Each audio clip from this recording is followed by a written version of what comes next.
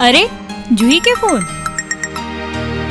Hello, हाँ जूही, कैसन बाड़ू? हे माँ, हाउ आर यू? हमहू एकदम मस्त। हमहू ठीक बानी। और बतावा कैसे चल रहा बा तहार मैरिज लाइफ? हमार मैरिज लाइफ बहुते अच्छा चल रहा बा। पर तू ये बतावा अंजू कहाँ बिया? अंजू? हाँ। वो ट्यूशन गइल बिया। अच्छा। हेमा, हाँ। हमके ना तोसे एगो बात कहे के रहल त प्लीज तू बुरा त ना मनबू। अरे नहीं बाबा, बतावा ना का बात करे के बा। तोके तो मालूम बा पापा के डेथ के बाद घर के सारा जवाबदारी हमरे ऊपर आ गइल बा। हाँ, ये तो हम जाने ली, लेकिन बात का बा बतावा तो सही। एक्चुअली का बा ना हेमा, अंजू के सिलेक्शन तोहरे ही शहर के कॉलेज में भइल बा। अच्छा। और ये वहाँ पे ओकर कोनो जानकार भी नहीं खे बा। ना हम ही चाहेली कि ओकर हॉस्टल के रूम मिले तक प्लीज तू ओके अपने साथ रख लो। ओहो, बस इतना सा बात? हाँ यार। हम तो ये कहे नी, तू जो बाड़ू ना ओकरे साथ यहाँ पे आ जा। काहे कि तू कभी शेखर से ना मिल लू ना। आवे के तो हमहू चाहे नी, पर तोहके तो पता बा ना कि माँ की तबीयत कितना खराब बा। हमरो बहुत इच्छा बा जीजा जी से मिले के। ओके। हाँ यार। अच्छा तो ये बतावा कि अंजू कल सुबह आवती है ना? हाँ, कल सुबह पहुँच जाई। ओके, चलो bye, take care. Bye bye. केकर फोन रहल? अरे के रहल जेकरा से हंस के तू बात करत रहलू? रहल हमार बॉयफ्रेंड के। कौन बॉयफ्रेंड? Ex boyfriend. हमके धोखा तो नहीं खे देताड़ू?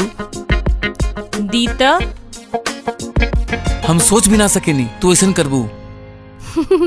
अरे नहीं बाबा, हमार फ्रेंड जूही भी है ना, ओकर बहिन आवती है यहाँ पे, अंजू। आपन जे यहाँ के जे सबसे बेस्ट कॉलेज बा ना, ओमे ओकर सिलेक्शन भइल बा इंजीनियरिंग कॉलेज में। हाँ। ओके। तो वो कहत रहली कि अगर ओके हॉस्टल में कहीं अच्छा से कहीं जगह ना मिली तो वो हमनी के साथ रही कुछ दिन। तो हम हूँ हाँ बोल दीनी। ठीक कहनी ना? कोनो बात ना, हमके कोनो प्रॉब्लम नहीं खे। अच्छा तू हमेशा दवाई काहे भूल जालू यार? चल के खा जल्दी। सॉरी, भूल गई रहनी। इट्स ओके। ला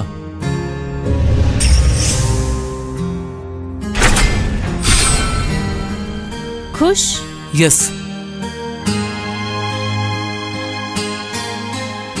तू हमार कितना ख्याल रखत अड़।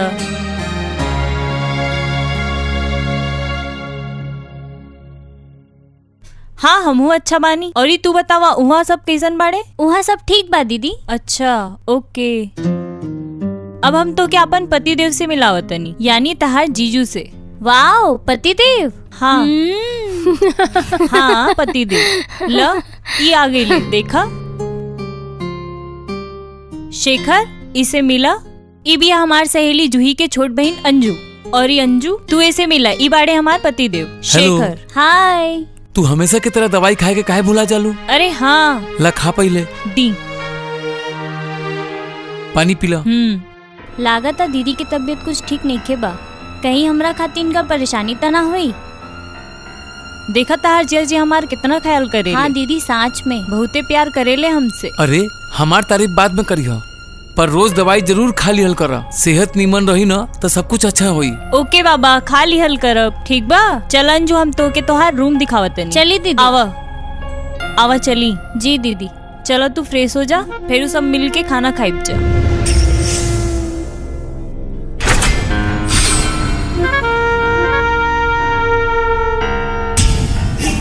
एकरे कहल जाला ऊपर वाले की यहाँ देर बा पर अंधेर नहीं खे।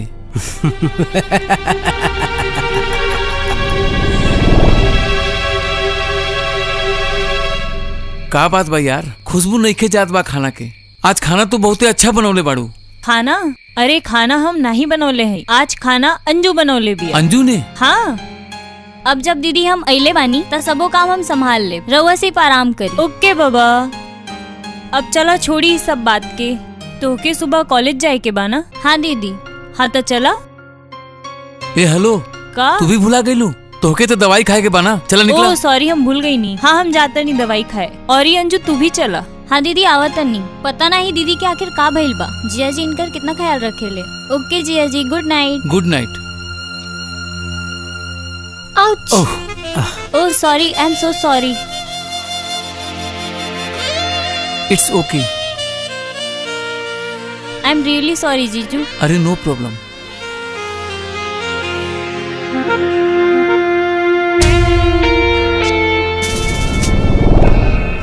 केहू के तो पता नहीं खे, पर हमार अच्छा दिन जरूर आ गइल बा। अगर अंजू हमार हाथ आ गइल ना तो ई जिंदगी में मजा ही आ जाई। तबे तो कहल जाला, एक एक कहल जाला दाने दाने पे लिखल बा खाए वाला के नाम। तो अंजू जी, हम आ रहल बानी तहार लाइफ में।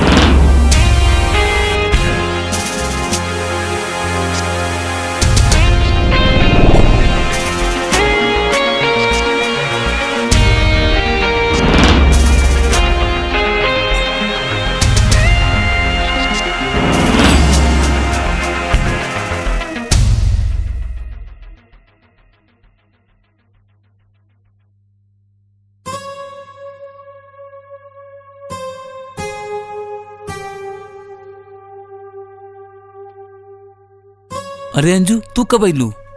जी अभी है ही नहीं। ओके, बहुत ही लेट हो गई तोके। हेमा दीदी कहाँ बिया?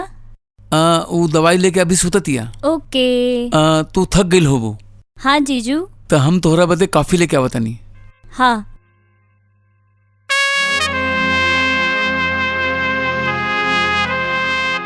ई ला गर्मा गर्म कॉफी। थैंक यू जीजू।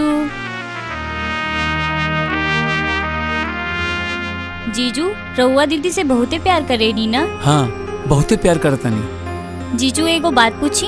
पूछा ना। दीदी जे रोज दवाई खा ली, वो कौना चीज के खा ली? ये हमसे का पूछ लेली? अब हम का बोली एकरा से?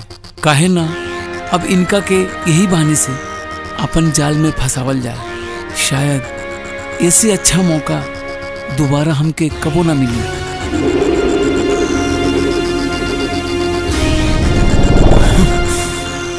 तोके कैसे बताई यार, हेमा के ना कैंसर बा। का? हाँ, हम सही कहता नहीं। और ये हम ओके कबो बतौले नहीं खे, कहीं वो घुट घुट के मर न जाए। जीजू, हम आ गई नी। दीदी के हम पूरा ध्यान रखब और ये रौरो भी ध्यान रखब। वो तो बात ठीक बा, पर हम कबो कबो सोची नहीं, जब हेमा ये दुनिया में ना रही तो हमार का हुई? हम का करब अकेले तन्हा? जीजू, हम बानी ना राउत ध्यान रखे बदे। सच में? तू सच में हमार साथ देबू? हाँ जीजू, हम राउत साथ देब। सच में? हाँ जीजू। I love you Anju, I love you. I love you too जीजू। इता हमार गुड लक बा कि रउआ जैसे केयरफुल पर्सन हमके मिलल। गुड मॉर्निंग दीदी। हाँ। अंजू, तू कल कब आइलू? हमके तो पतो ना चलल। हम सांझ के आयल रहनी दीदी। रउआ सूत गइल रहनी ओ। त हमू खाना खा के सूते चल गइल रहनी। हमू बहुते थकल रहनी। हाँ, हमार तबीयत तनी खराब रहेला ना। का भइल दीदी तबीयत के? हमके खुद नहीं खे पता। जबे हम दवाई ले ली ना तो हमके पता ना अचानक नींद आ जाला। अरे हेमा, दवाई से याद आई, का तू आज दवाई ले लू? अभी तक तो नहीं ले ली। का यार, हमेशा की तरह तू भूल जालू। ओके बाबा, खा ले। लेकिन हमके दवाई खाए से नींद काहे आवेला? तोहके नहीं पता, केहू दवाई खाए से ना नींद जरूर आवेला, पर तू फिकर ना करा, सब कुछ अच्छा हो जाई। पता नहीं, हमके कुछ अच्छा नहीं लगता। अरे तू रिलैक्स करा, हम फ्रेश होके आवतनी। ओके? हाँ हाँ ओके। चला, टेक केयर। जाइए आप।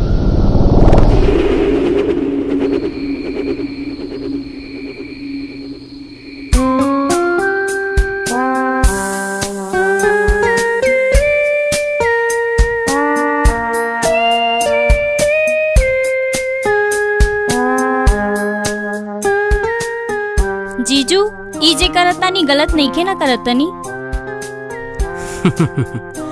एकर टेंशन तू काहे लेवेलू? सब ठीक बा।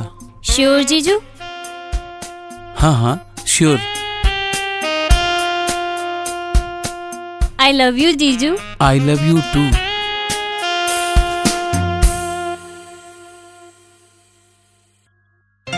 अंजू, तू बहुत ही अच्छा बाड़ू। अरे हम नहीं, रउआ बहुते अच्छा बानी। अब हमके यकीन हो गइल बा कि तू हमार साथ जरूर देबू। हमके लागता तू हमरे खातिर बनल बाड़ू।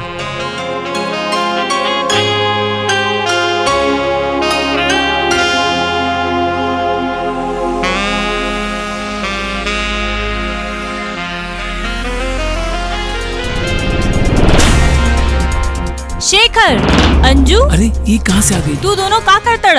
अरे तू कैसे जा गईलू? हम तो तोके दवाई देले रहनी, खैलू नहीं का? दीदी रहुआ की दवाई टाइम से लेवे के चाहिए। हाँ, आज नहीं खे खैनी और तबे हमके नींदो ना आइल।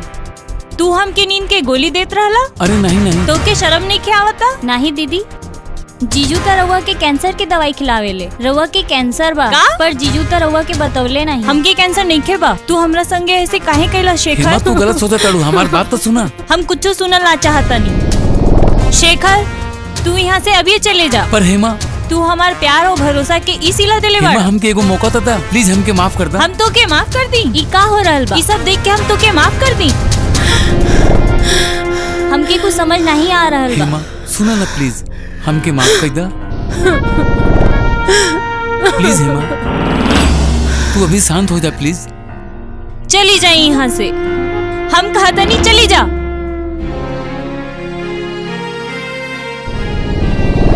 दीदी प्लीज हमके माफ कर दी। तो क्या हम कैसे माफ कर दी?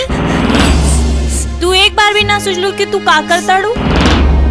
और ये तू हमरे साथ, हमरे ही घर में आके हमरे पति के साथ ये सब करता डू? दीदी रहुआ के कैंसर बा बोल के फसौले जीजू, हमके माफ कर दा दीदी, हम बहकावे में आ तू गई। कैसे बहकावे में आ सकेलू? तू तो हमारी जिंदगी खराब कर देलू। खाली शेखर ही नहीं, तू हमार विश्वास तोड़ देलू। दीदी सॉरी प्लीज हमके माफ कर दी। हम ही गलत रहनी जे हम तो पे और ये अपन पति पे भरोसा कई।